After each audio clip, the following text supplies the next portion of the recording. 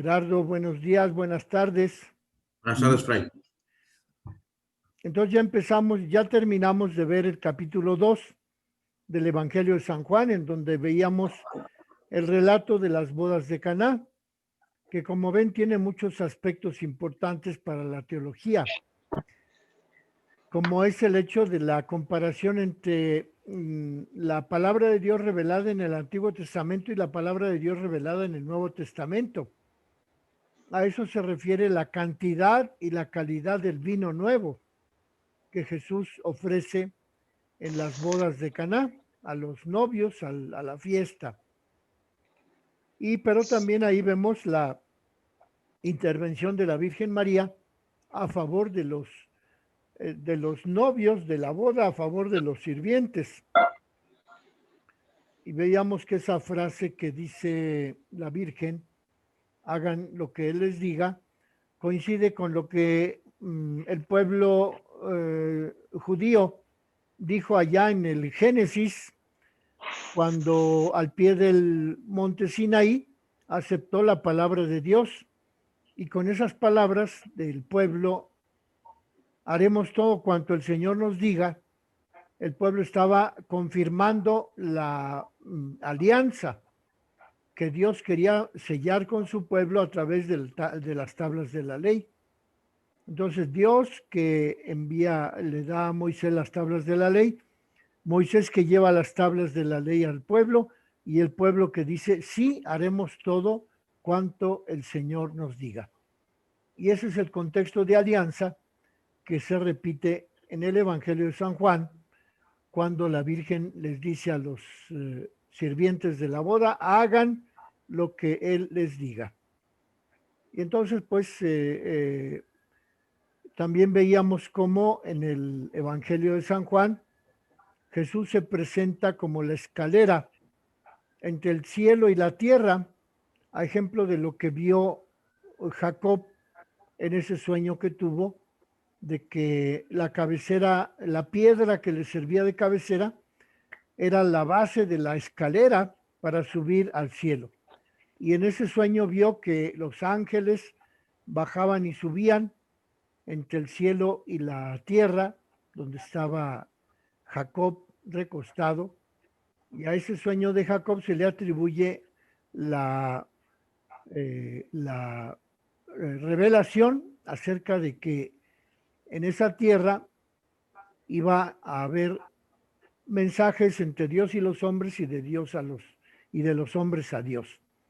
De modo pues que es un tema también de teología que encontramos en el capítulo 2 del Evangelio de San Juan, la teología del Antiguo Testamento, según la cual Dios se comunica a los hombres a través de los ángeles en ese sueño que tuvo Jacob, pero en Jesús es el propio Jesús el que trae mensaje del cielo, y a través de Jesús nosotros podemos comunicarnos con el Padre Celestial.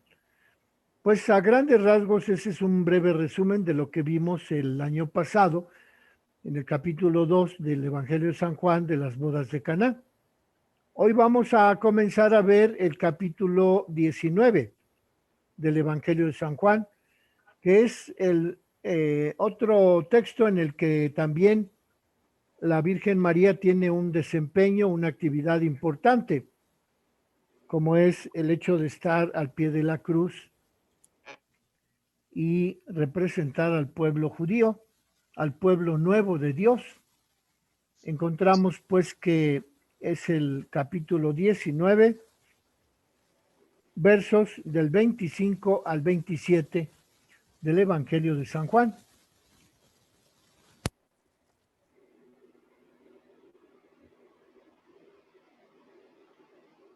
Y entonces tenemos qué cosa. Junto a la cruz de Jesús estaban su madre, la hermana de su madre, María, mujer de Cleofás, y María Magdalena. Jesús, viendo a su madre y junto a ella al discípulo a quien amaba, le dice a su madre, mujer, ahí tienes a tu hijo. Luego dice al discípulo, ahí tienes a tu madre. Y desde aquella hora el discípulo la recibió en su casa como una pertenencia que Jesús le había dejado. Ese es el texto que tenemos del Evangelio de San Juan, los dos versículos, más bien tres, 25, 26 y 27 del capítulo 19 del Evangelio de San Juan. Y entonces encontramos en este texto una serie de aspectos importantes, como es el hecho de que al estar allí la Virgen Santísima y cuando el Señor Jesucristo la mira y le dice, mira a tu hijo, ahí está tu hijo. Con esta frase, San Juan nos está diciendo que allí hay una revelación. Nos quiere decir que miremos la realidad porque detrás de esa realidad hay una realidad mucho mayor. ¿En qué sentido decimos que es una revelación? Pues porque el esquema de la revelación está compuesto en tres aspectos. El primer aspecto es el de presentar a un personaje. El segundo aspecto de ese esquema de revelación es que ese personaje dice algo acerca de otro personaje que se encuentra en la misma escena. Y en el tercer pasaje, ese personaje recibe una revelación de parte de Jesucristo. En eso consiste el esquema de revelación de San Juan, que ya veíamos también en el caso de Natanael y Jesús, porque dice en el capítulo 1 que Natanael se acercó a Jesús y Jesús le dijo, he ahí un israelita que no tiene doblez. Y luego Natanael le pregunta a Jesús, ¿de dónde me conoces, Señor? Y Jesús le dice, cuando estabas bajo la higuera, ahí te vi. Y entonces le dice Jesús a Natanael que verán cosas mayores y verán el cielo abierto y al Hijo del Hombre subir, descender del cielo para traer mensajes a los hombres. De modo pues que ahí en esa escena de donde está Jesús y Natanael, también tenemos ese esquema de revelación en donde Jesús ve a un personaje. El segundo aspecto del esquema de revelación es que le dice una cosa y el tercer paso de la revelación es que ese personaje acepta, recibe lo que Cristo le ha dado en esa revelación.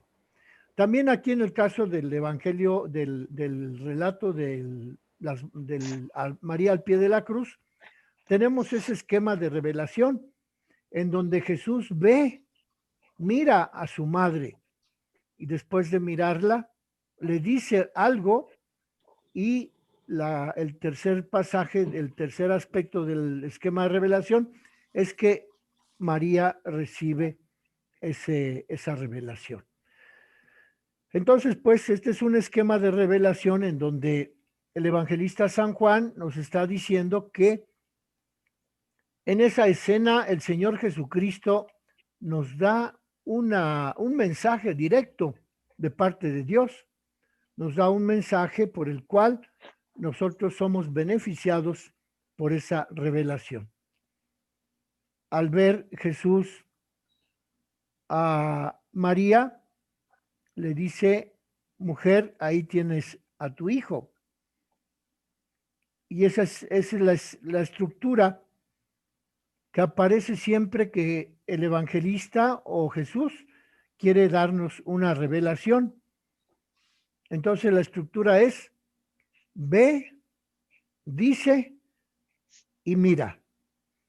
Con esos tres verbos, el Señor Jesús desde la cruz ve a su madre, María, le dice, mujer, ahí tienes a tu hijo, y después mira al discípulo a quien también le revela que la Virgen Santísima es su madre. Y entonces encontramos allí ese esquema de revelación, y con esa frase Juan está diciendo que veamos lo que está detrás de esa revelación, porque una cosa es lo que se ve en el texto, tal cual está descrito con esos tres verbos: ve, dice y mira, y otra cosa es lo que está detrás, el mensaje, digamos, espiritual, el mensaje oculto, el mensaje velado en esa revelación. Y ahí lo que está velado es que Jesucristo quiere que todos los seres humanos seamos hijos de la Virgen María. Ese es el esquema, esa es la revelación que está oculta en el esquema de revelación que propone San Juan cuando utiliza ese esquema de que Jesús ve, Jesús dice y Jesús mira. Ese es, digamos, literariamente el esquema, la estructura filológica, gramatical, una estructura que está descrita en los términos con las palabras que el evangelista utiliza, pero que el esquema de revelación nos quiere dar a entender algo que está más allá de lo que las palabras nos dicen. Y entonces, aquello que nos quiere decir Jesús en esta revelación que está en la cruz es que la comunidad es la que recibe a la Virgen María como madre. No ya solamente se lo dijo a San Juan, pero ese es digamos, la estructura literaria, pero detrás de esa estructura literaria debemos ver ese otro mensaje, esa revelación, el contenido, digamos, sustancioso de ese párrafo, de esas palabras, de esa estructura literaria. Lo que está intentando es hacer una revelación profética. Jesús nos revela la profecía de que la Virgen Santísima es la madre de todos los discípulos de Jesús, de todos los que son sus hijos, sus discípulos amados. Porque en el Evangelio de San Juan se dice así, que Jesús miró al discípulo amado, y entonces al decir el discípulo amado, está también refiriéndose a todos los creyentes en Cristo, que somos amados por Jesús, que somos discípulos amados.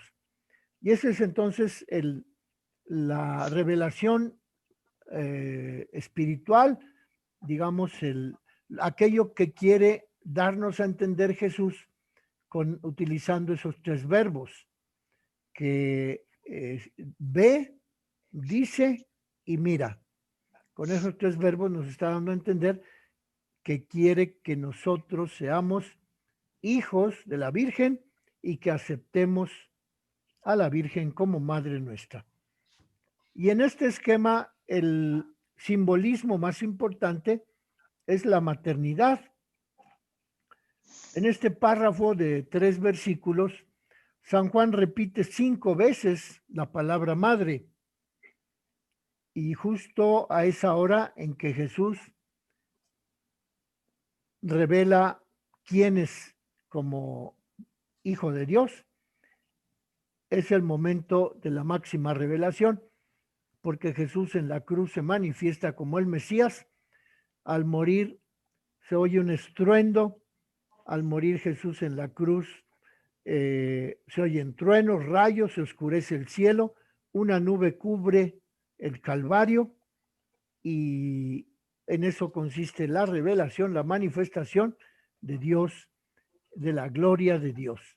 Jesucristo se manifiesta como Mesías, y en ese momento manifiesta que Juan, el discípulo amado, es hijo de María, puesto que así Jesús lo ha decidido desde la cruz. Nos está diciendo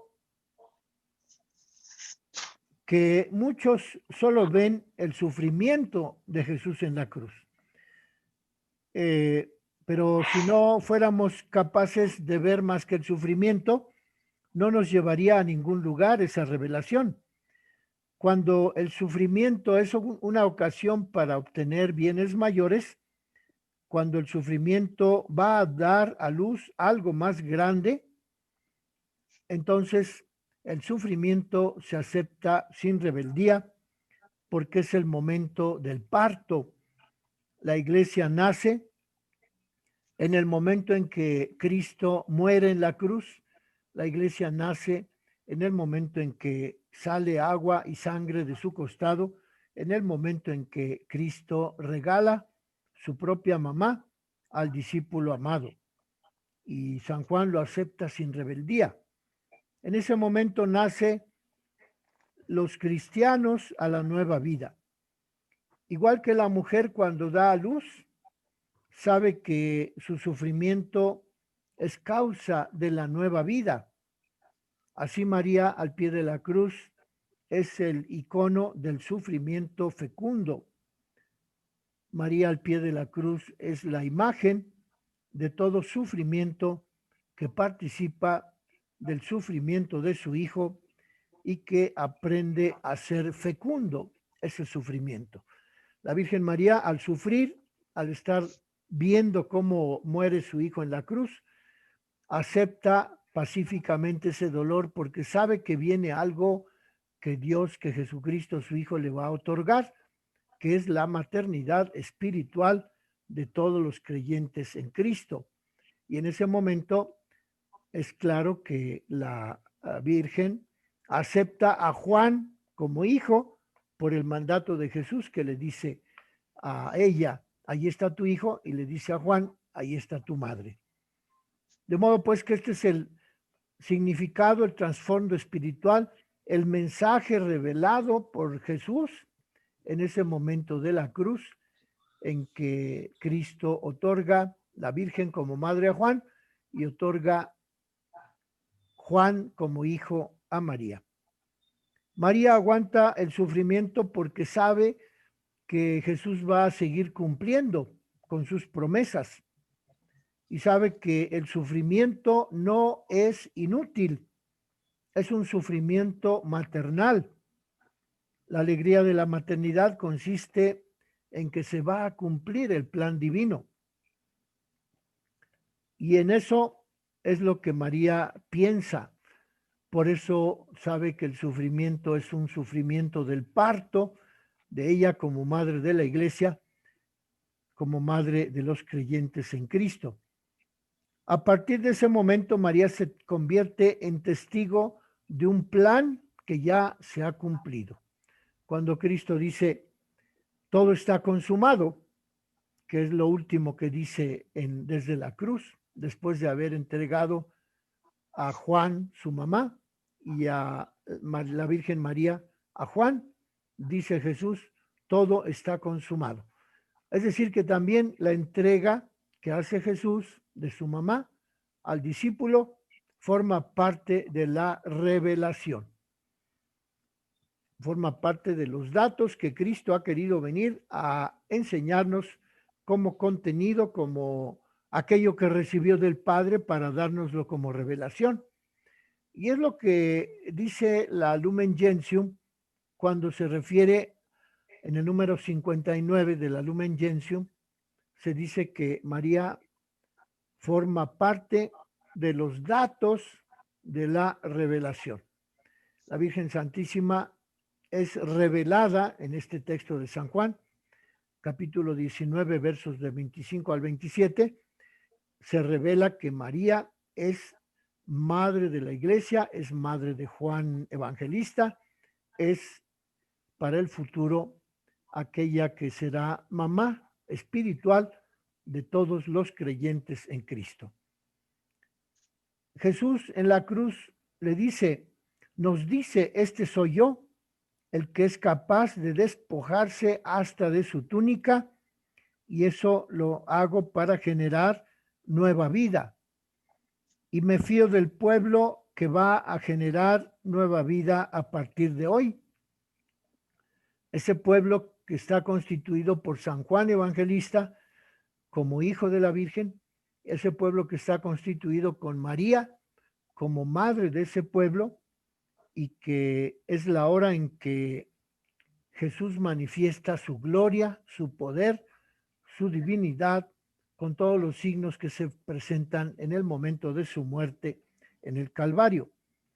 Y entonces allí asistimos al nacimiento de la nueva humanidad, una humanidad que ha sido creada por Jesucristo, con el gesto de decirle a María, ahí está tu hijo, y con el gesto de decirle a Juan, ahí está tu madre. Está generando Jesús una nueva humanidad que significa la maternidad de la Virgen sobre todos los creyentes en Cristo, y que todos los creyentes en Cristo, representados por Juan, formamos parte del nuevo pueblo de Dios, inaugurado por la muerte de Jesucristo en la cruz. María, por tanto, se transforma en la mamá, en la mujer de la comunidad de los creyentes y en el modelo para ellos. Es el arquetipo de la iglesia. ¿Qué significa la palabra arquetipo, Nelson?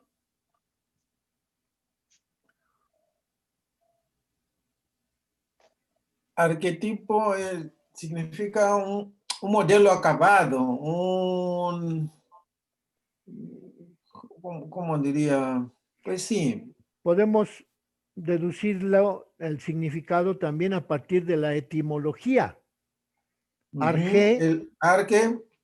El inicio. el inicio, lo que está al principio.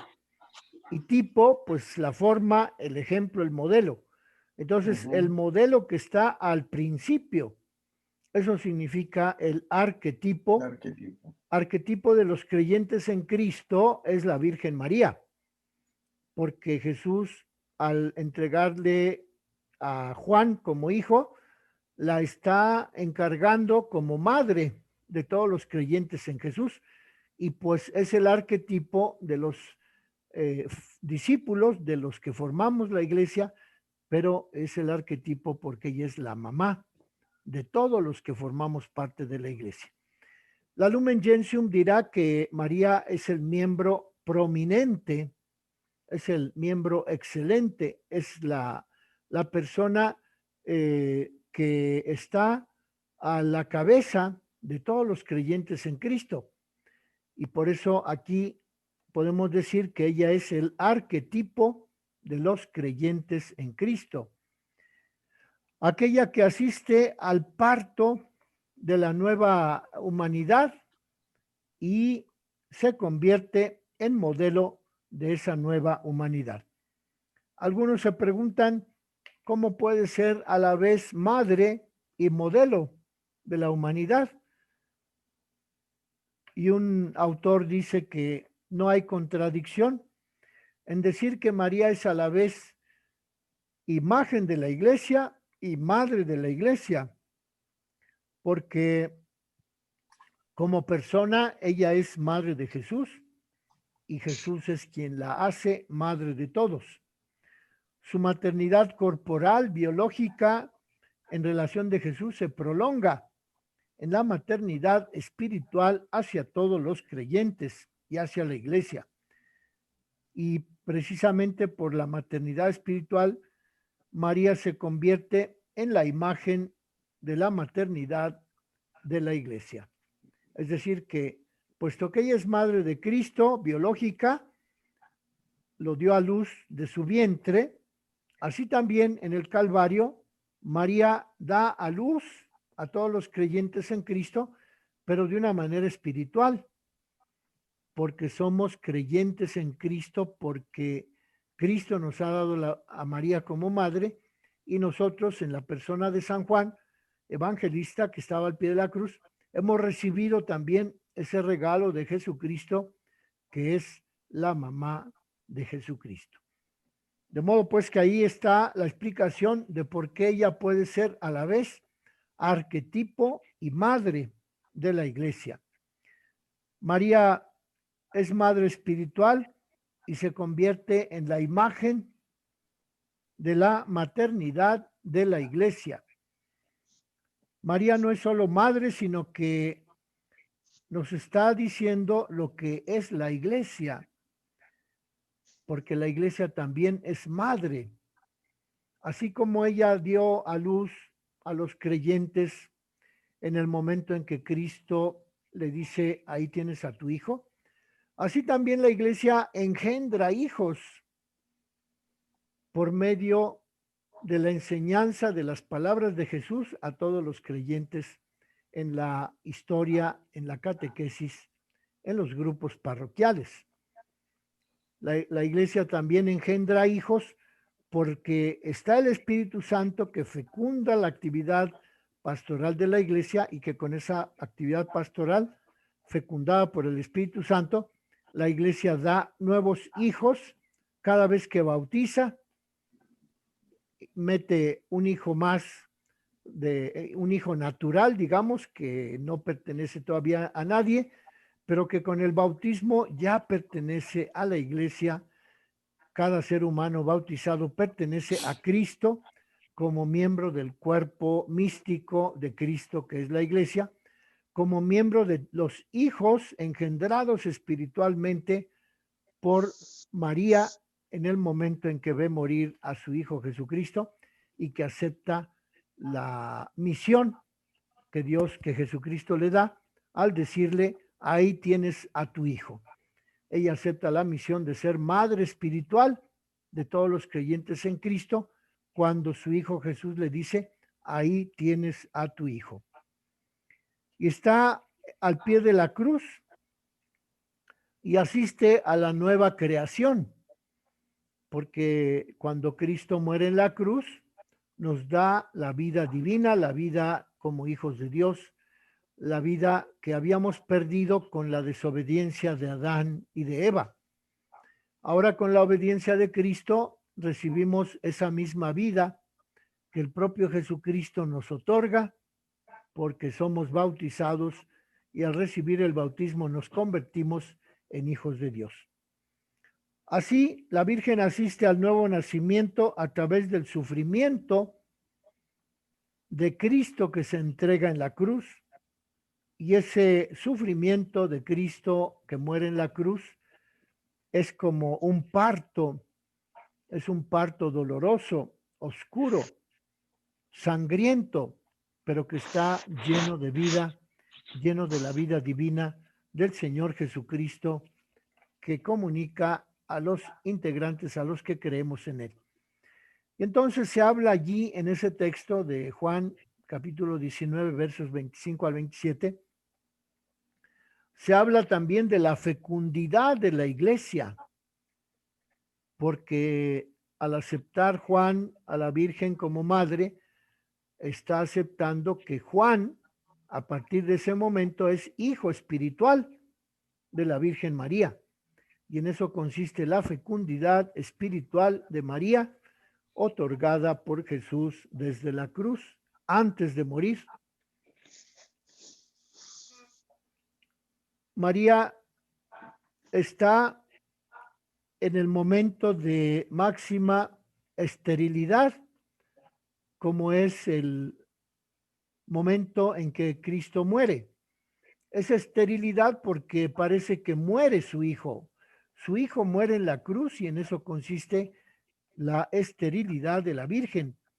Pero ahí mismo la gloria de Dios está en el instrumento del martirio, que es el madero de la cruz. Allí no hay más que dos.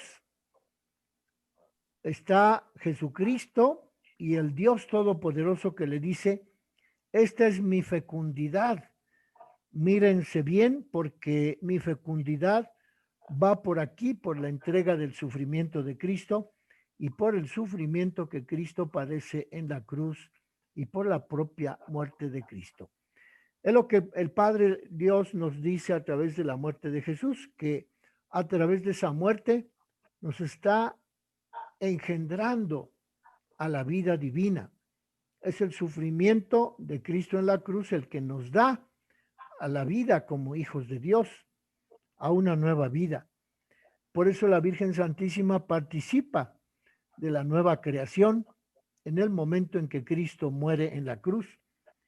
Y Dios está presente, el Padre Todopoderoso, de una manera auténtica, porque en ese momento se nos recuerda que el pueblo pertenece a Dios, a la Virgen Santísima como madre, y que todos nosotros pertenecemos a ese pueblo, y la Virgen Santísima es madre de ese nuevo pueblo de Dios engendrado por el sufrimiento de Cristo en la cruz, que se entrega a sí mismo, pero que su entrega, su dolor, su sufrimiento es fecundo porque genera nuevos hijos a la vida de la gracia, todos los creyentes en Cristo. Juan está escuchando porque ya el profeta Isaías había profetizado que el siervo de Yahvé no apagaría la mecha humeante, no resquebrajaría la caña que ya se dobla. El siervo de Yahvé, anunciado, profetizado en los cánticos del siervo en el profeta Isaías, se manifiesta en Jesucristo en el momento en que muere. Y dice el profeta Isaías en el capítulo 49,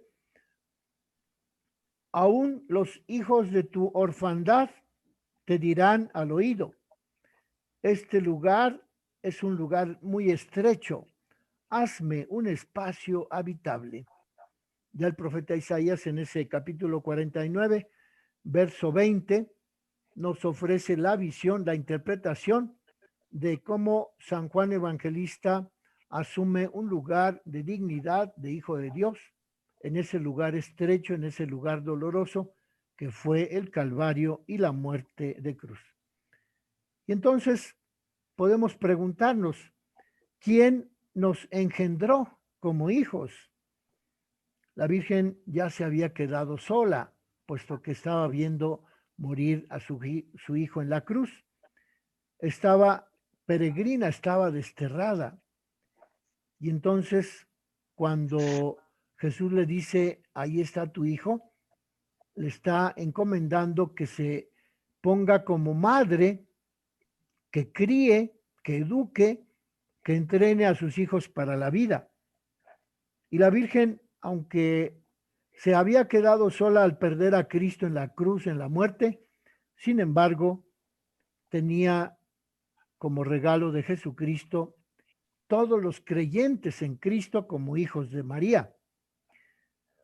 Aún no tenía la ciudad de Jerusalén dolores de parto cuando dio a luz. Antes de que le llegaran los dolores, tuvo a sus hijos representados en Juan Evangelista. ¿Quién vio alguna vez cosa semejante? ¿Puede un país concebirse en un solo día? ¿Acaso una nación puede nacer de repente?